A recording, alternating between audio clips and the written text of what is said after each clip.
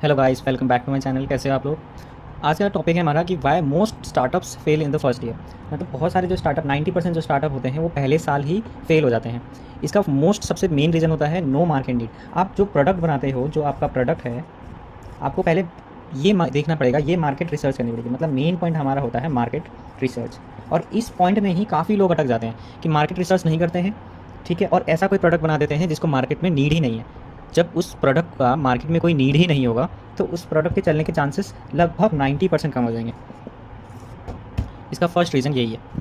हमारा second point है poor cash flow. Poor cash flow में हम ये देखते हैं कि जो इसमें क्या होता है कि जो प्रॉफिट होता है वो कहीं ना कहीं कम हो रहा होता है, प्रॉफिट कम हो रहा होता है, और जो बाकी जो एक्सपेंसेस होते हैं, बाकी के जो एक्सपेंस होते हैं वो बहुत ज़्यादा मात्रा में हो रहे हैं। प्रॉफिट बहुत कम होता है और एक्सपेंस ज़्यादा होते हैं। जैसे कि अब कोई प्रोडक्ट बना लिया, उस प्रोडक्ट में हमारा जितना लेबर लग रहा है, जितना हमारा रॉ मटेरियल्स लग रहे हैं, इन सबको हम एक टोटल अमाउंट में कर लें, उसके बाद जो इसमें हमारा एक्सपेंस लग रहा है और जितना हमारा प्रॉफिट हो रहा है, वो जितना हमारा प्रॉफिट हो रहा है वो कहीं ना कहीं कम हो रहा है। तो इस पॉइंट की वजह से भी जो काफ़ी स्टार्टअप हैं फेल हो जाते हैं, क्योंकि ये पॉइंट भी लोग कहीं ना कहीं मैनेज नहीं कर पाते हैं। हमारा थर्ड पॉइंट है रॉन्ग टीम।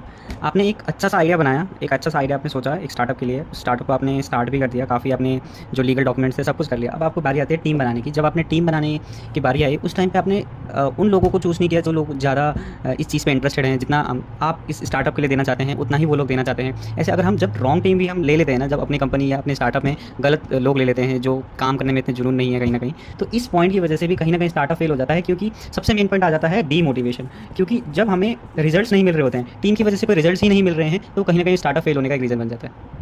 अब हमारा फोर्थ पॉइंट आता है नो रियल प्रॉब्लम सॉल्विंग। अब इसका मतलब क्या है कि आपने प्रोडक्ट बनाया, अब उस प्रोडक्ट को आपने मार्केट में रिलीज़ भी कर दिया। अब मार्केट में जैसे ही प्रोडक्ट जाता है तो वो जो मेन प्रॉब्लम थी ना मार्केट की, जो मेन प्रॉब्लम्स लोगों को हो रही थी, जिस प्रॉब्लम के ऊपर आपने वो कोई भी प्रोडक्ट बनाया था, वो चीज़ वो सॉल्व ही नहीं कर पा रही है। ठीक है, ये मेन प्रॉब्लम होती है कि आप जैसे इसके लिए कहीं ना कहीं इस प्रॉब्लम को सॉल्व करने के लिए कहीं ना कहीं लोग करते हैं, बहुत सारे सर्वे वगैरह करते हैं। बट ये प्रॉब्लम भी कहीं न कहीं आती है क्योंकि सर्वे वगैरह कुछ लोग नहीं करते हैं, डायरेक्ट प्रोडक्ट को लॉन्च कर देते हैं, जिसकी वजह से वो प्रॉब्लम सॉल्व नहीं कर पाती है, जिसकी वजह से भी स्टार्टअप कहीं न कहीं फेल हो जाते हैं। Thank you guys. अब मैं आगे और भी ऐसी वीडियो बनाऊंगा। आप लोग को ज़रूर अच्छा लगा होगा, आई होप। बाकी आपको कुछ भी ऐसे कोई डाउट रहता है या फिर आप कुछ चाहते हैं कि मैं कुछ इंप्रूव करूं, तो प्लीज़ सजेस्ट करिएगा मेरे को। Thank you so much.